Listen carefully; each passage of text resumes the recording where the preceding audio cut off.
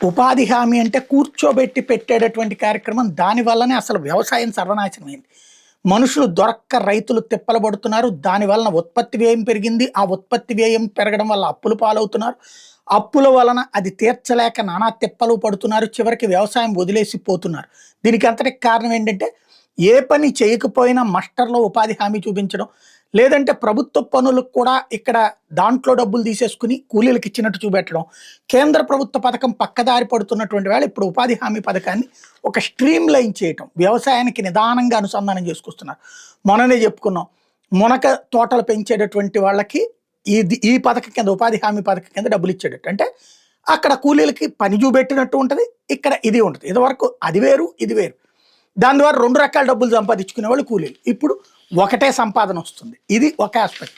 ఇప్పుడు ఇంకొక అడుగు ముందుకు వేసి వాననీటి సంరక్షణకు సంబంధించినటువంటిది అది పిట్స్ ఏర్పాటు చేస్తారు. ఇప్పుడు మొన్న చంద్రబాబు గారు వచ్చాక పొలాల్లో చెరువుల్లాగా తవ్వించి పెట్టిస్తున్నారు కదా, అట్లాంటి స్కీమ్స్కి సంబంధించిన దాన్ని కూడా ఉపాధి హామీ కింద అనుసంధానించడం. తద్వారా భూగర్భ జలాలు బాగా అడుగంటిన గ్రామాలను కేటగిరీ ఏ కింద గుర్తించి అట్లాంటి చోట వర్షపు నీరు సంరక్షణకు ఉపాధి బడ్జెట్లో 65% నిధులు ఖర్చు చేయబోతున్నారు. అక్కడ రైతు పని చేసుకోవాలి, చేయించుకుంటే డబ్బులు 65% 100కి రూ. 65 కేంద్రం ఇస్తుందన్నమాట.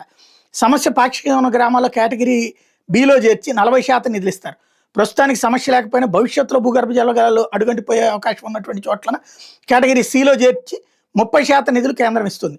3 కేటగిరీలోని గ్రామాల్లో చెరువుల్లో పూడిక తొలగింపు, కొత్త చెరువులు తవ్వకం, పంట కుంటల నిర్మాణం. నేను ఇందాక చెప్పింది అదే, పొలాల్లో చెరువులు అనేది, పంట కుంటల నిర్మాణం, కాలువల తవ్వకం పనులు, ఇవన్నీ కూడా తద్వారా ఒక మంచిది. కాకపోతే వీటిని సద్వినియోగం చేసి ఇబ్బంది కాకుండా అది పబ్లిక్లోకి ఇవ్వాల్సింది మాత్రం ప్రభుత్వాల బాధ్యత.